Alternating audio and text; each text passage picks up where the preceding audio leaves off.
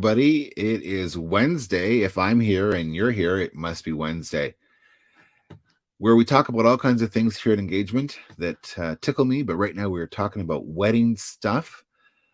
If you're getting married, or if you know someone who's getting married, I welcome you to Engagement.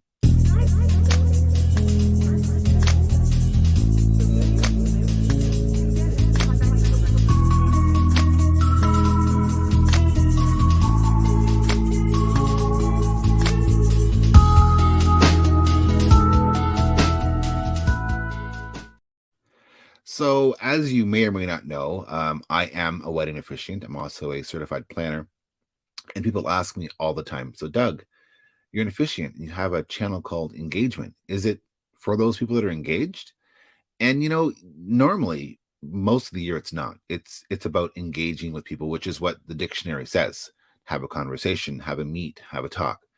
But sometimes, 3 times so far this last 3 years, so annually, it is actually about weddings, and it's about couples, and it's about meeting professionals that can make your day extra special, more magical, help you plan.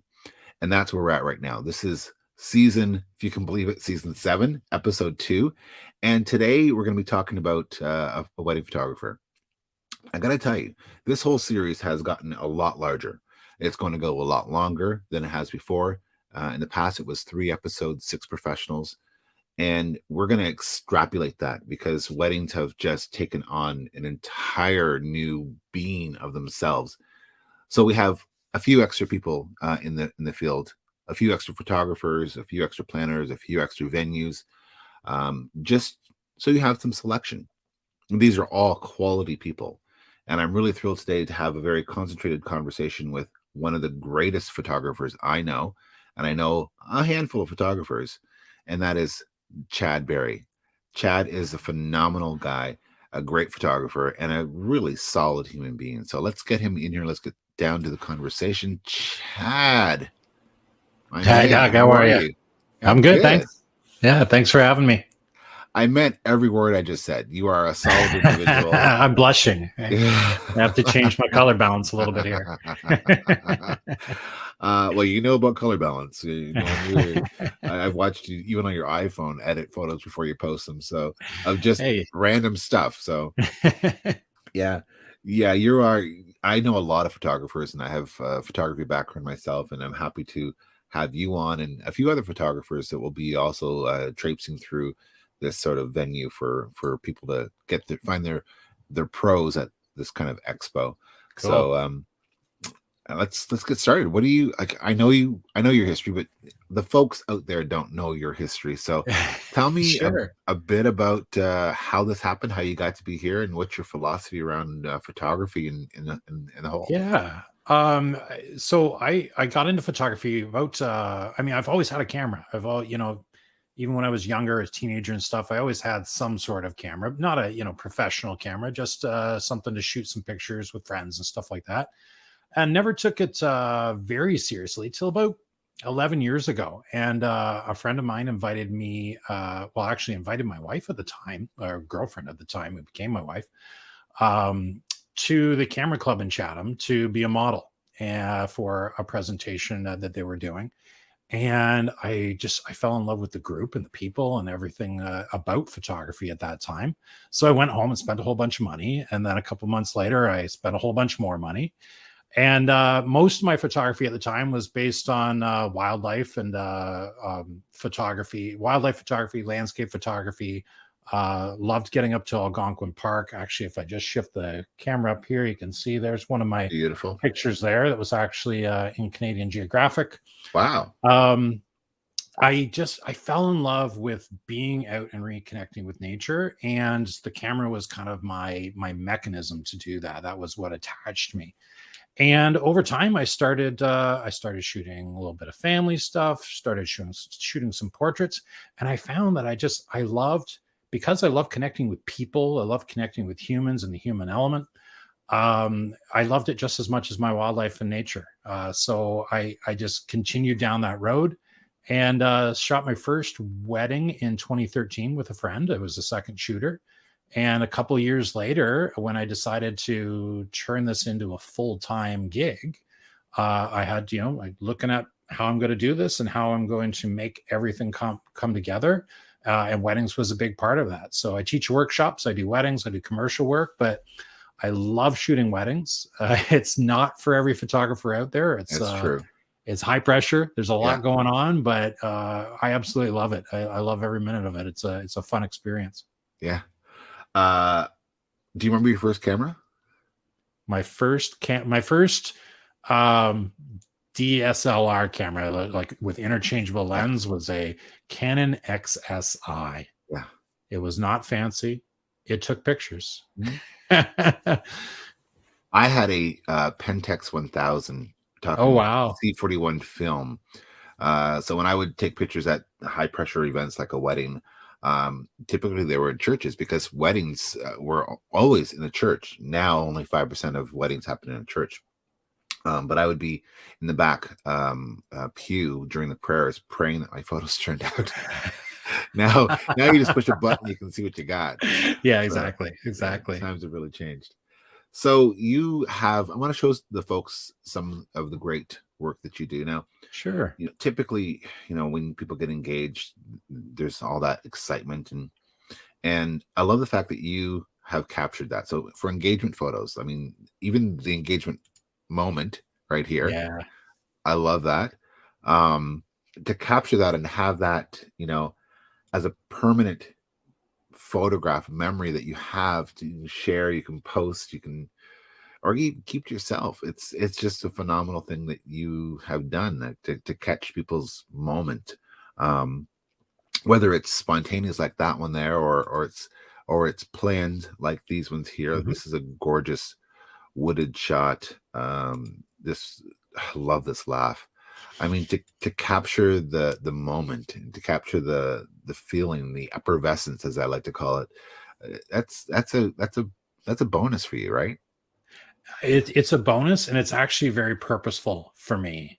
Um, I I do stage shots when I need to. I'll do pose shots on wedding day and even on engagements and stuff. And every client has a different level of need, but I much rather put people into a situation where they're going to respond to each other very naturally, and I try to capture that. So those that laughter, I didn't say, hey, let's put on some laughter now. I Yeah, just left them there for a few minutes and yeah, let it get a little bit awkward at first, and then get a little bit fun, and maybe throw a joke in here and there, and let them just be themselves and enjoy each other and capture that. Because I think there's a greater level of authenticity there. absolutely, absolutely, yeah.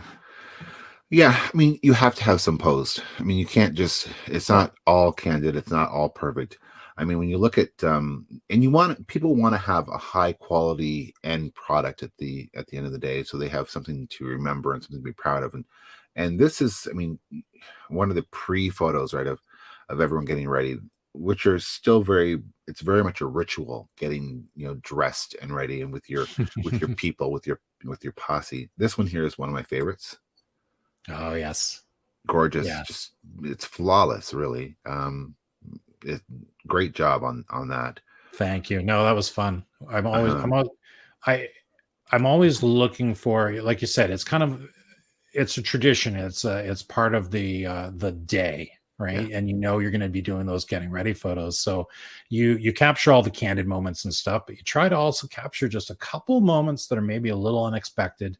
Mm, Find a different angle. In this case, I had a triple mirror. It was begging for this shot, and she was a absolutely. gorgeous bride. So Absolutely. And I love this one here with the guys. yeah. Again, just trying to find something unique. There's so many shots out there. You start Googling shots of the bridesman's gift or groomsman's gift, the groomsman's watches and stuff. And, it's mostly just pictures of them sitting in the boxes, Yeah. or them, just doing that little shot, putting it on or something like that. But just trying to find another unique angle, just Yeah. another way to show it.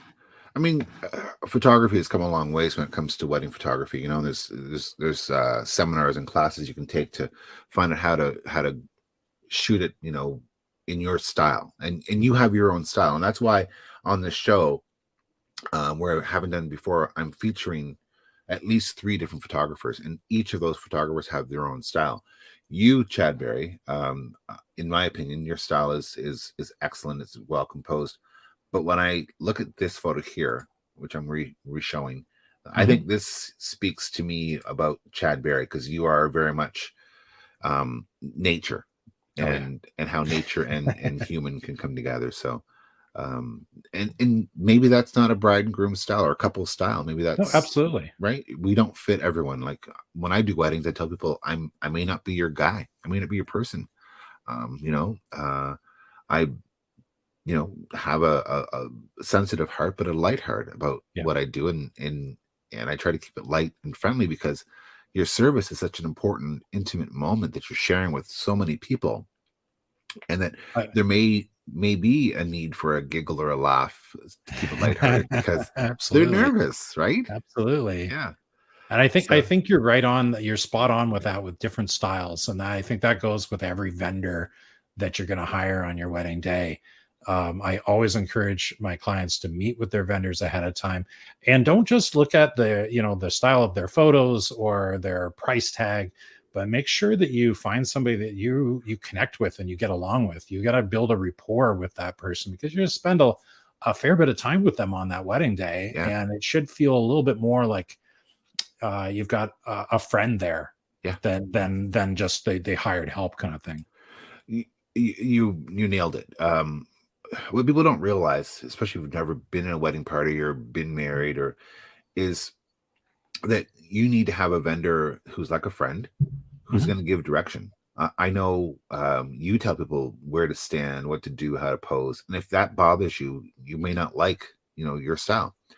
I myself, I tell all of my couples that I'm in charge of everything from the processional to the recessional, so coming in and leaving, and I'm going to direct it. I'm going to tell you, to hand your flowers off, and if being told rubs you the wrong way on that very special day, I may not be the guy for you, Yeah, but I'm going to make sure that yeah, the groom is moved in, or the person waiting down front is moved in, so that your photographer can get a great shot. I'm going to make sure that you are in line where you need to be, so you can receive your new spouse. that's Um, why I love working with you. well, because I've done your job, I know what it's like to be be at the very back pew trying to get a good shot. But it's and taking direction isn't for everyone. Some resonate well with it, some don't. Mhm. Some people really crave that. They love to be told by their wedding planner, their photographer, and the officiant what to do, where to go, and because they've never done it before, and it gives them a certain level of comfort knowing that we've done a lot of weddings. Exactly. Okay, so yeah. Um, this photograph here, I want to see. I'm gonna come back. This one is. I'm going to show you my favorite in a minute. We're also, as wedding pros, very involved in what's going on, like this. Like, look at this guy. He's in here not only taking pictures, but he's. We Yep, all we've all learned in this industry how to put a corsage on properly, right? absolutely. It's the side pin and the up pin down. Yep. So you And hop then you in don't there, get any blood on the shirts. right? Exactly. and Or you and get they're all at the poked. same level. They're not like this in Yeah, the photos. yeah, exactly. Yeah. Or you get poked when you give someone a big hug.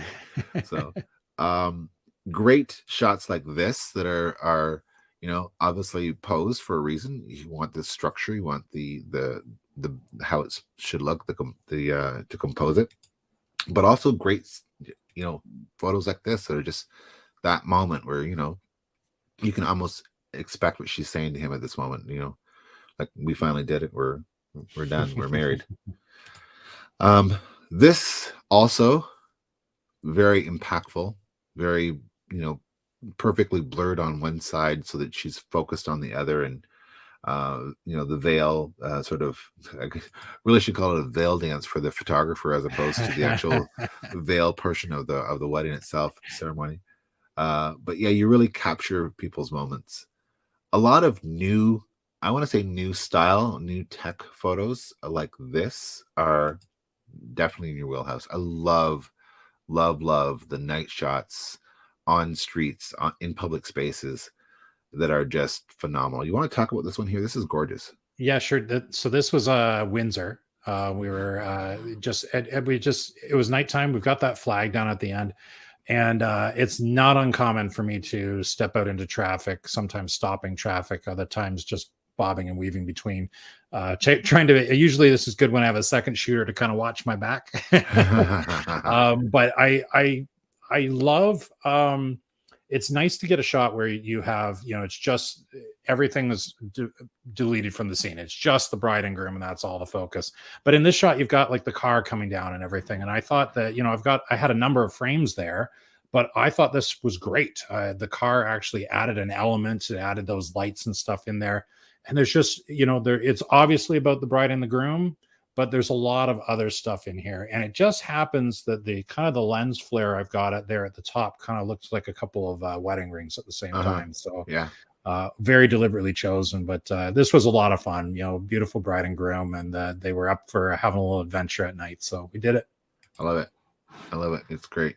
And then more of the also newfangled new wave of this. A lot of DJs are bringing in smoke systems and fuzz, and to capture that and look like they're dancing on a cloud is also just a great image to have. You want to talk about this one as well?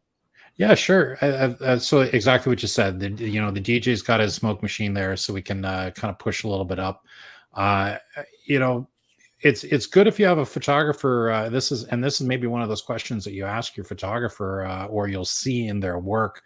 But off-camera flash, this photo wasn't possible unless I had a flash behind them on a stand to be able to light up all that smoke, but also have a flash in front of them to light them up. So it is technical, but and you can see over in the side, you've got the little girl leaning into her dad or her uncle or somebody there.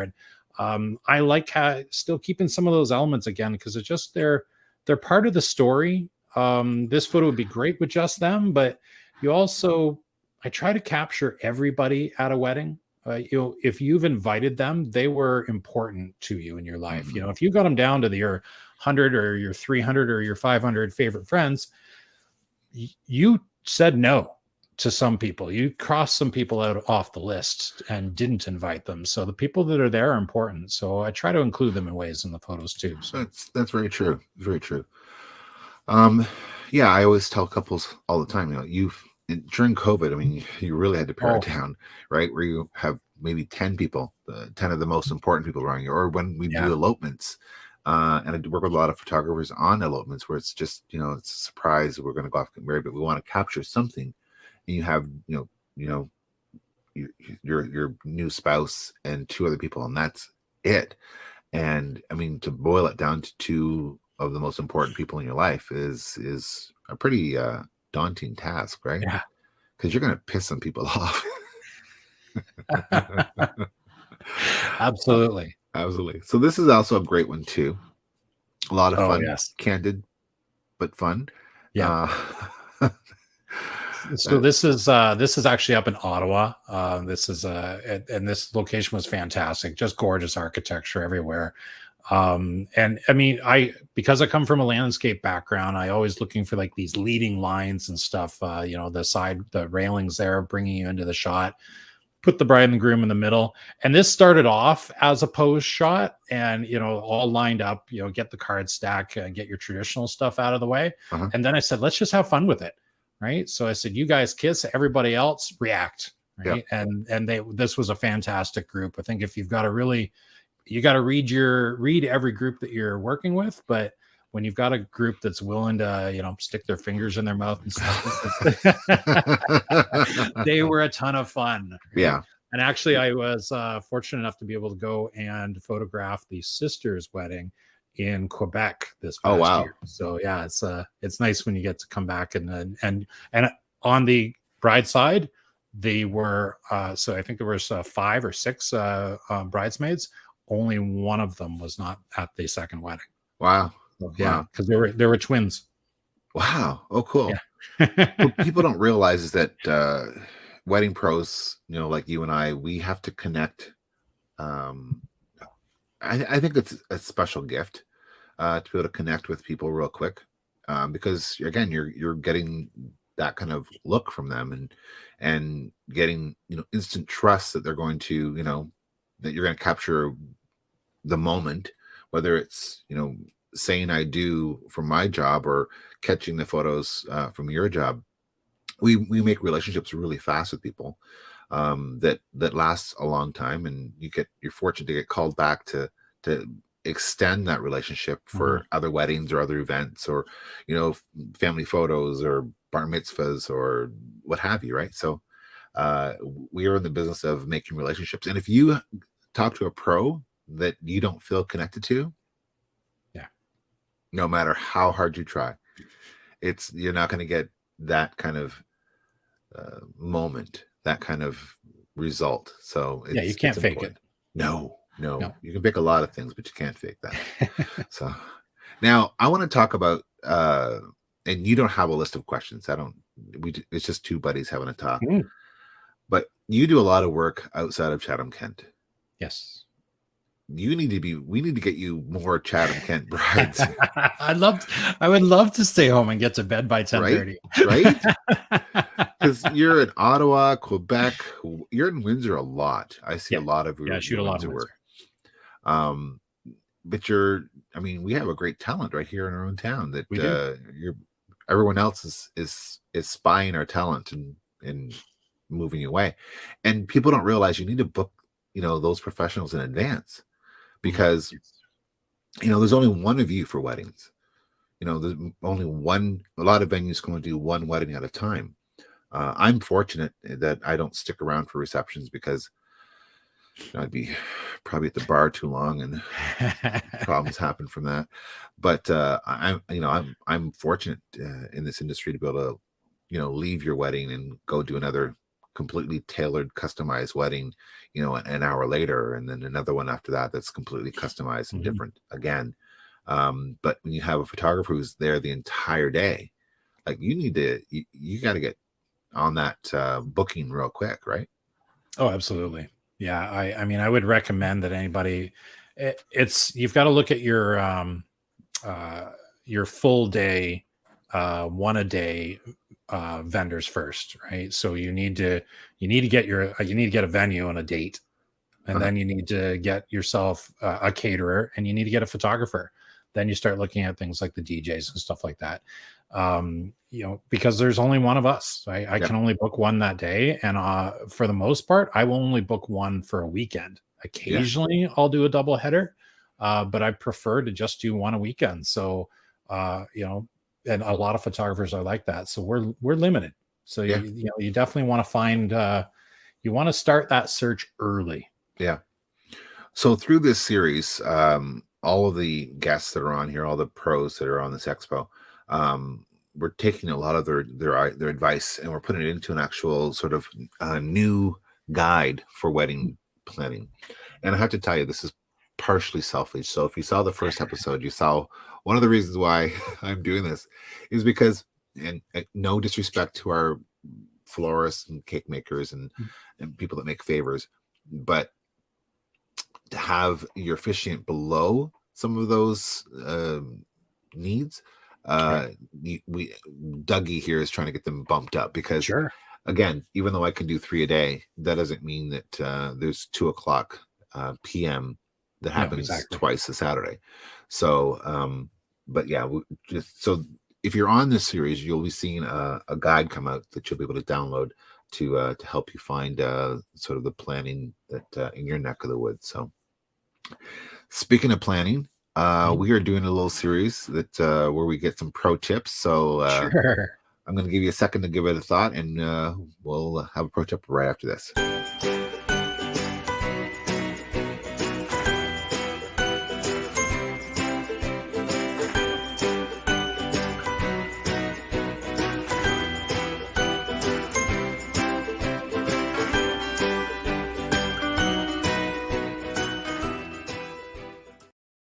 So our pro tip and this series, the pros for your expo, is actually brought to you by With This Ring, which is an officiating company that I have, because we want you to have the day of your life, and their philosophy has always been your day, your way.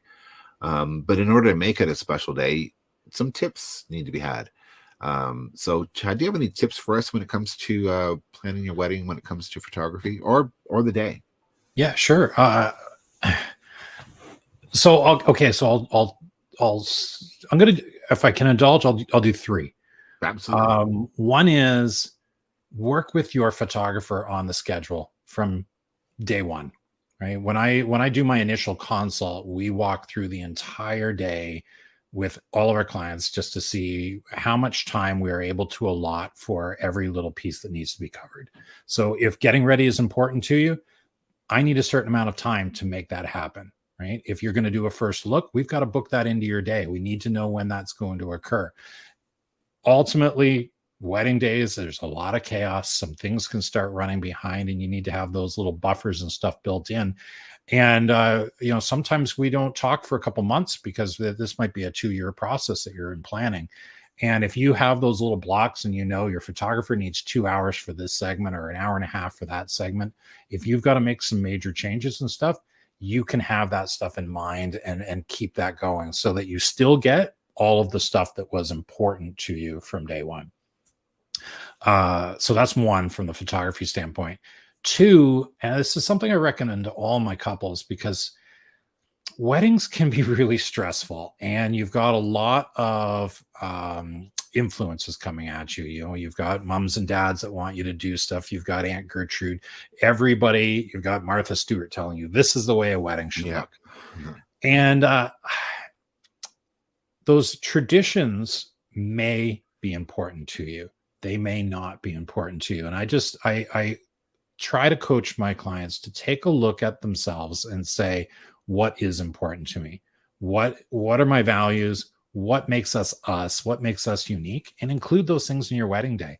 Find some way to make it, to tailor it to you, and it will just be that much more special. Mm-hmm.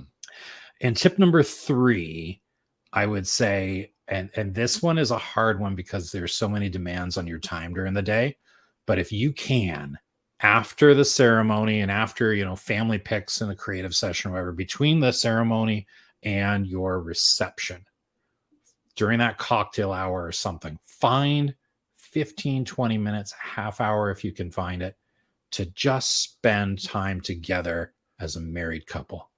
You've been at it since 4 a.m, hair, makeup, everything all day long. And you just said, I do. Yeah. Doug's been up there and he's made you laugh a few times and you've said your vows and it's official now. You are married. You are no longer boyfriend and girlfriend. You are no longer fiancés. You are a legal married entity. Yeah. You are a union. So spending some time to be together and just feeling what that feels like and not having the pressure of everybody around you for a minute and just being able to go, absolutely, and say I love you and just mean it and not have any of it scripted. That is a wonderful thing. So if you can find it in your day, put that in there. You'll love it. That's awesome. 3 tips from Chad Berry. That I'm not even going to give a tip because you gave 3 phenomenal tips, buddy. Also on that one, even though you want to be alone, if you want your photographer to capture a portion of that, sure, they can just sneak in, sneak out nice and quiet and stuff. So there might be some opportunities there too. It's really important to have that moment. I tell couples all the time that one of my rules is that when you get down front, I will have talked to your DJ. Pro tip: get a DJ, right? Because they understand. They will make the night fun. Well, and the pre portion. When I walk into this is one of the tips I'll be giving later, but I'll give it now as well. Is your DJ will help you set the tone, the mood. Yes. When we walk into a room with no sound, no music, it's dead, right? When they have a DJ there, they've got a little bit of music or cocktail music or something light and breezy and easy in the background. It helps people to be a little more relaxed. Yes. But more importantly, when you come down the aisle and you meet that significant other with your officiant Doug, your DJ will have been talked to by Doug and told, give me 30 seconds additional music once she stops strolling, because the 3 of us need to be a little more grounded. And sure, I want us all to have that moment where we inhale deeply and exhale completely, so that we can understand and remember what happens during the service. And it slows your heart down. It rounds your shoulders a little bit more. It just makes that commitment, which is what it is, a little more significant and memorable, because you're going to wake up the next morning, you're going to remember what happened. Whereas if we race right through it, down the aisle, bam, bam, bam, out you Boom, go. boom. They wake up the next morning going, what the hell happened? Why is my hand so heavy? Yeah, what's going on here? I love that philosophy. Yeah. So this is why you work with pros. And this is why I love working with Chad, because Chad makes it good. And you're not in the way. You're not, you're capturing this like a fly on the wall, right? So it's you. I think that's important. Is even if I it depends on my couple and how much they want me there in their space. Some people want that, make sure you get the ring going on shot. So I might have to get up tight and close and get a couple of snaps, but I do that. I'm in, snap, snap, snap, and I'm out. I'm dropped to a knee. I'm getting out of the way so that your audience, your family and your friends that are there to witness it can still be part of that. So yeah, it's you're trying to keep out of the way and use a telephoto lens when I need to keep back and just knowing when the moments are anticipating when the moments are going to happen is a big part of it. So. Very true. Very true. Well, as always, it's great to talk to you. You're a consummate professional, and you make it so much easier for couples. And, thank you for capturing such great moments and photos and being creative as you are. I tell everyone, find someone who works with you well, because it'll serve you for the long term. So thank you very much, Chad, for coming on. I really appreciate you taking time to you're welcome. Come and talk about what you do. And we're going to get some of your images and some of your content, and we're going to make sure people have a way to find you as well. Sure. So thank you very much. Good. And thank you. We'll see you next Wednesday here on Engagement. Thank you.